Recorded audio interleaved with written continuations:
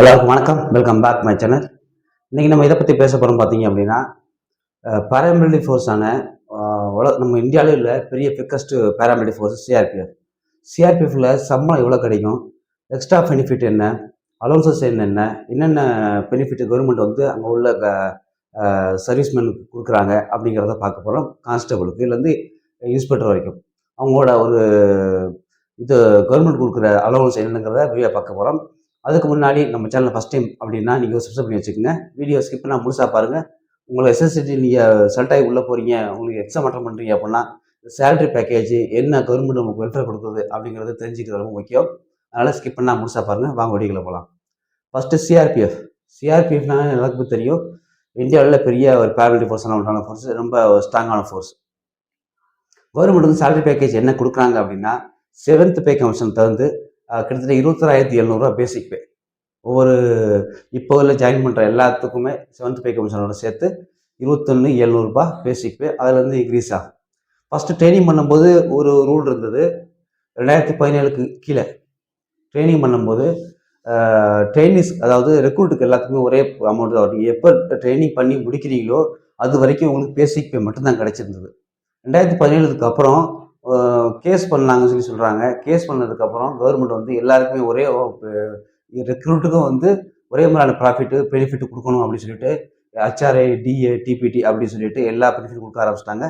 திருப்பியும் மறுபடியும் அப்படி கொடுக்கக்கூடாது, இதை வந்து ரெக்கவரி பண்ணணும், இனிமேல் இந்த மாதிரி ரெக்ரூட் ட்ரைனிங் முடிச்சதுக்கப்புறம் தான் ஃபுல் அலவன்ஸ் கொடுக்கணும் அப்படிங்கிற மாதிரி சொல்லப்படுது. இது எந்த அளவுக்கு உண்மைன்னு தெரியல.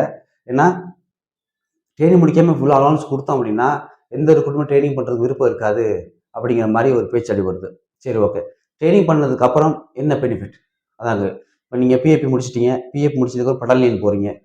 பாசிங் அவுட் பண்ணிட்டு முடிச்சதுக்கப்புறம் பட்டாலியன் போகிறீங்க. பட்டாலியன் போனதுக்கப்புறம் உங்களுக்கு என்ன பெனிஃபிட் கிடைக்கும், எவ்வளோ சேலரி கிடைக்கும் அப்படின்னு பல பேர் தேடிட்டு இருப்பீங்க. நெட்லேயும் பார்த்துருப்பீங்க. நெட்டில் பார்க்குறத விட நான் சொல்கிறது உங்களுக்கு ரொம்ப பெனிஃபிட்டாக இருக்கும். ஏன்னா நெட்டில் வந்து அந்த ஹெச்ஆர்ஏ, டிபிடி அந்த அலவன்ஸ் வந்து ரேட் கரெக்டாக வராது. நான் சொல்கிற மாதிரி கரெக்டாக ஃபஸ்ட்டு நீங்கள் சிஆர்பி கான்ஸ்டபிளில் கான்ஸ்டபிள் ட்ரேட் வேணும், ஏதோ ஒரு ட்ரேடு. நீங்கள் பிஏபி முடிச்சுட்டு பட்டாலியன் போகிறீங்க. பட்டாலியன் போனதுக்கு பேசிக் என்னன்னு பார்த்தீங்க அப்படின்னா, கவர்மெண்ட் அப்ரூவோட உள்ளதை 7th பே கமிஷன் வரைக்கும் உள்ள பேசிக் பே 27,700 கிடைக்கும் கரண்ட் வரைக்கும். அடுத்த வருஷம் 8th பே கமிஷன் வருது. அப்போ பேசிக் மார்க்கான வாய்ப்புகள் இருக்குது, கண்டிப்பாக மாறும். ஓகேங்களா? ஃபஸ்ட்டு 27,700. அதுக்கப்புறம் பார்த்தீங்க அப்படின்னா பட்டாலியன் இங்கே லொக்கேஷனில் இருக்குது. இப்போ ஜம்மு காஷ்மீர் அப்படின்னா கிட்டத்தட்ட ஒரு 99% ஒரு சர்க்கிளில் வந்து 21,700 உங்களுக்கு பேசிக் ரெஸ்பான்ஸ் கிடைக்கும். எல்லா பட்டாலியனும் கிடையாது, சில முக்கியமான பட்டாலியன்கள் 90% 21,700 ரெஸ்பான்ஸ் கிடைக்கும். மீதி உள்ளது அது ஃபர்ஸ்ட் கிரேடு. செகண்ட் கிரேடு 12,700 கிடைக்கும், அது செகண்ட் கிரேடு. மூணாவது வந்து 9,700. இந்த மாதிரி 3 கிரேட் இருக்குது. இதில் வந்து எங்கே லொக்கேஷன்ஸ் ரொம்ப ஹார்டாக இருக்கோ அங்கே 21,700. அது எடுத்துக்கிட்டீங்க அப்படின்னா ஜம்மு காஷ்மீர், சத்தீஸ்கர் இந்த மாதிரி லொக்கேஷன்ஸ் வந்து 21,700 அதிகமாக கிடைக்கும். செகண்ட் பார்த்தீங்க அப்படின்னா மணிப்பூர், அஸ்ஸாம், நாகாலாந்து இந்த மாதிரி லொக்கேஷன்ஸ் வந்து ஜார்க்கண்டு, ஜம்மு இந்த மாதிரி லொக்கேஷன்ஸ் வந்து உங்களுக்கு வந்து 12,140 147 இந்த மாதிரி கிடைக்கும். அடுத்து வந்து 9,700 இந்த மாதிரி லொக்கேஷன்ஸ் லாஸ்ட் பொசிஷன் லொக்கேஷன்ஸு. சில பட்டத்துலேயும் ரெஸ்பான்ஸே இல்லை. ஓகேங்களா? இதுதான் ப்ரொசீஜரு. கோப்ரா கமாண்டோவுக்கு வந்து ரிஸ்க் அலவன்ஸ் 21,700 மேக்ஸிமம் எல்லா பட்டாலியனுக்குமே இருக்குது. இது தனி. அதுக்கப்புறம் பார்த்தீங்க அப்படின்னா இதோட சேர்த்து டிஏ, டிஎன்எஸ் அலவன்ஸ். டிஎன்எஸ் அலவன்ஸ் அப்படின்னு பார்த்தீங்க அப்படின்னா எனக்கு கிட்டத்தட்ட வந்து 18,000 கிட்ட கிடைக்கிது எனக்கு. ஏன்னா டிஏங்கிறது வந்து கவர்மெண்ட் வந்து வருஷம் இன்க்ரீஸ் பண்ணுறது, நம்மளோட பேசிக் பே கனெக்ட் பண்ணி வருஷம் இன்க்ரீஸ் பண்ணுறது. அதுக்கப்புறம் பார்த்தீங்கன்னா ஹெச்ஆர்ஏ 3 கேட்டகரி இருக்குது. இந்த 3 கேட்டகரி வந்து first class city, second class city, last class city அந்த மாதிரி. ஃபஸ்ட் கிளாஸ் சிட்டிக்கு வந்து 8,000 சில்லற வரும். செகண்ட் கிளாஸ் வந்து 6,500லேருந்து 7,000க்குள்ளே. தேர்ட் கிளாஸ் சிட்டி வந்து 2,900. இதுதான் லாஸ்ட்டோட ப்ரொசீஜர். நீங்கள் ரொம்ப வில்லேஜில் இருக்கீங்க அப்படின்னா 2,000. சென்னையில் இருக்கீங்க அப்படின்னா சென்னையில் நீங்கள் அடிக்கடி இருக்கீங்க, வாடகைக்கு இருக்கீங்க, இல்லை சொந்த வீடு இருக்குது அப்படின்னா உங்களுக்கு ஃபஸ்ட் கிளாஸோட ஹெச்ஆர்ஏ கிடைக்கும், 8,000 சில்லற கிடைக்கும். சரிங்களா? இதெல்லாம் தாண்டி பேசிக் பே எவ்வளோ உங்கள் வருஷம் இன்க்ரீஸ் ஆகுதோ உங்களுக்கு ஹெச்ஆர்ஏ, டிஏவும் இன்க்ரீஸ் ஆகும். ஓகேங்களா? 2 கிடைச்சிது. இதுக்கப்புறம் பார்த்தீங்க அப்படின்னா டிபிடி அப்படின்னா ஜிசியில் உள்ள ஒரு allowance, extra allowance 2,500 DBT. DBT அப்படின்னு வச்சுக்கோங்க. நம்ம ஜிசியோட எந்த லொக்கேஷன்ஸில் இருக்குது அது மாதிரி ஜிசிக்கு ஒரு அலவன்ஸ் கொடுப்பாங்க. ஆனால் ஜிசிக்கு போஸ்டடாக உங்களுக்கு அப்படின்னா குரூப் சென்டரில் எந்த ரெஸ்பான்ஸுமே இல்லை. இந்த டிபிடி மட்டும் தான் கிடைக்கும் ஜிசிக்கு மட்டும். ஆனால் கூப்ரா கமாண்டோவுக்கு டிபிடியும் கிடைக்கும்.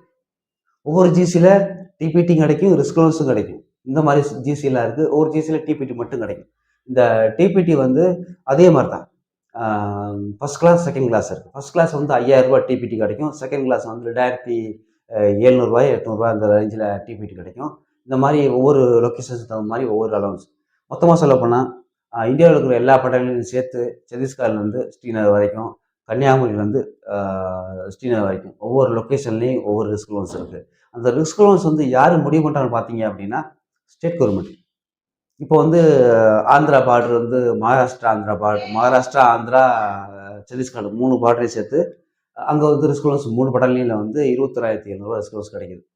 ஏன்னு கேட்டால் அங்கே நக்சலைட் நடமாட்டங்கள் இருக்குது அப்படின்னு சொல்லிட்டு எஸ்பி அந்த லோக்கல் எஸ்பி சர்டிஃபிகேட் கொடுத்தா ரிஸ்க் ஏரியான்னு சொல்லி சர்டிஃபிகேட் கொடுத்தாங்க அப்படின்னா கவர்மெண்ட்டை சிஎம்கிட்ட சொல்லி அங்கே ரிஸ்க் லோன்ஸ் அலாட் பண்ணிடுவாங்க கவர்மெண்ட். இது வந்து கவர்மெண்ட் அலாட் பண்ணுறது யார் கையில் இருக்குது? ஸ்டேட் கவர்மெண்ட்டில் இருக்குது. ஸ்டேட் கவர்மெண்ட் கையில் இருக்குது, எஸ்பி கையில் இருக்குது. எஸ்பி அப்ரூவ் கொடுத்தாங்க அப்படின்னா சென்ட்ரல் கவர்மெண்ட் நமக்கு ரிஸ்க் லோன்ஸ் கொடுத்துருவாங்க. இதுதான் ப்ரொசீஜர். ஜம்மு காஷ்மீரில் பார்த்தீங்க அப்படின்னா எல்லா பட்டங்களையுமே ரிஸ்க் லோன்ஸ் வந்து 27,700 2 ஹெச்ஆர்ஐ கிடைக்கும். 2 ஹெச்ஆர்ஐ கிடைக்கும், டபுள் ஹெச்ஆர்ஐ கிடைக்கும். இது ஒரு எக்ஸ்ட்ரா அலவன்ஸ். அங்கே சர்வீஸ் 4 வருஷம் சர்வீஸ் அப்படின்னு சொல்கிறாங்க. 2 டபுள் ஹெச்ஆர்ஐனா பரவாயில்ல தான், நமக்கு சம்பளம் ஜாஸ்தி வாங்க டபுள் சம்பளம் வாங்குவோம். அடுத்து என்ன ப்ராஃபிட்னு பார்த்தீங்க அப்படின்னா ரேஷன் மணி. ரேஷன் மணி எல்லாத்துக்கும் ஒரே மாதிரி தான் வரும். கீழேருந்து பெரிய ஆஃபீஸர் வரைக்கும் ரேஷன் மணி கவர்மெண்ட் கொடுக்குறது ஒரே மாதிரி ரேஷன் மணி தான் வரும். இது கான்ஸ்டபிளுக்கு ஹெட் கான்ஸ்டபிளுக்கு ரேஷன் மணி, எஸ்ஓஸ் அதாவது ஏஎஸ்ஐலேருந்து இன்ஸ்பெக்டருக்கு ஒரு ரேஷன் மணி, அப்புறம் ஆஃபீஸருக்கு ஒரு ரேஷன் மணி. ரேஷன் மணி வந்து நம்ம அக்கௌண்ட்டில் கொடுக்குறாங்க சம்பளம் நமக்கு. அதாவது நம்ம சாப்பிட்றதுல மெஸ்ஸு, அந்த மெஸ்ஸோட அமௌண்ட்டு நம்ம அந்த மெஸ்ஸோட அமௌண்ட்டு எடுத்து நம்ம மெஸ்ஸுக்கு சாப்பிட்றதுக்கு மாதம் கொடுத்துருவோம். 4,500 கொடுக்கணும். இதான் ரேஷன் மணி. நம்ம ஒரு மாதம் லீவ் எடுத்துன்னு வச்சுக்கோங்க, நமக்கு 4,500 நமக்கு லாபம் தான். மெஸ்ஸு கொடுக்கணும் எந்த அவசியமே இல்லை. நம்ம லீவில் இருந்தோம் அப்படின்னா நம்ம ஒரு மாதம் அந்த 4,500 ஒரு மாதத்தோட ரேஷன் மணி நமக்கு இலவசமாக வச்சுக்கலாம். இதை பற்றி ஒன்றுமே கிடையாது. இது நீங்கள் வந்து எக்ஸ்ட்ரா லோன்ஸ் பார்த்தீங்க அப்படின்னா நீங்கள் ட்ராவல், அதாவது வெளியில் டியூட்டிக்கு போகிறீங்க, எலெக்ஷன் டியூட்டிக்கு போகிறீங்க, டாக்குமெண்ட் டியூட்டிக்கு போகிறீங்க அப்படின்னா நீங்கள் கேம்பை விட்டு வெளியில் போனீங்க அப்படின்னா ஒரு நாளைக்கு 500லேருந்து 600 உங்களுக்கு ட்ராவலிங் அலவன்ஸ் கிடைக்கும். டீயை இந்த டீயை நீங்கள் 10 நாள் வெளில போய் ஸ்டே பண்ணிட்டு வரீங்க, இல்லை கேம் விளையாட போகிறீங்க, கேம் காம்படிஷன் போகிறீங்க, ரன்னிங் காம்படிஷன் போகிறீங்க, கவர்மெண்ட் சம்மந்தமாக நீங்கள் எங்கே வெளியில் போனாலும் சரி, உங்கள் லீவை தவிர்த்து இந்தியாவுக்குள்ள எங்கே போனாலும் சரி உங்களுக்கு கவர்மெண்ட் வந்து ஒரு நாளைக்கு 500லேருந்து 600 கிடைக்கும். நீங்கள் 10 நாள் ஸ்டே பண்ணிங்கன்னா உங்களுக்கு 10 × 600, 10 நாளோட 600 சம்பளம் போட்டு 10 நாளைக்கு கொடுத்துருவாங்க. உங்களுக்கு அக்கௌண்ட்டில் கிரெடிட் ஆயிரும். அதை நீங்கள் பில்லை கொண்டாந்து கொடுத்தீங்க அப்படின்னா 3,000 சேர்த்து உங்களுக்கு கிடைச்சிடும். இந்த வெல்ஃபேர் லீவ் போகும்போது உங்களுக்கு ட்ரெயின் டிக்கெட் வந்து உங்களுக்கு வருஷத்துக்கு 2 டைம் நீங்கள் வாங்கிக்கலாம். ஒரு லீவுக்கு போகிறீங்க, 2 லீவுக்கு போகிறீங்க அப்படின்னா போகிறதுக்கு வர்றது சொல்லி 2 டைம் வாங்கிக்கலாம், கிளைம் பண்ணிக்கலாம். ஆனால் ஃப்ளைட்டில் போகிறதுங்கிறது கிடைக்காது. ட்ரெயினில் 3AC அந்த ரேஞ்சில் கிடைக்கும். இங்கே ராஜஸ்தானியில் கிடைக்கும். உங்களுக்கு ட்ரெயின் டிக்கெட் கிளைம் பண்ணுறதுக்கு நீங்கள் கிளைம் பண்ணிக்கலாம். ஃபேமிலியோட சுற்றுறதுக்கு எல்டிசி நீங்கள் அப்லோட் பண்ணி கேஷ் அண்ட் லீவுன்னு சொல்லி அது அப்ரூவ் பண்ணி வெல்ஃபேர் வாங்கிக்கலாம். இதை தவிர்த்து இன்னும் பல வெல்ஃபேர்கள் இருக்குது. அது தொடர்ந்து என்னோடய சேனலை பார்த்துட்டே இருங்க. சூப்பரான இன்ஃபர்மேஷன் கொடுக்க போகிறேன். நம்ம சேனலில் ஃபஸ்ட் டைம் பார்க்குறீங்க அப்படின்னா ஒரு சப்போர்ட் வச்சுக்கோங்க. அடுத்த ஒரு சூப்பரான சந்திப்போம். நன்றி.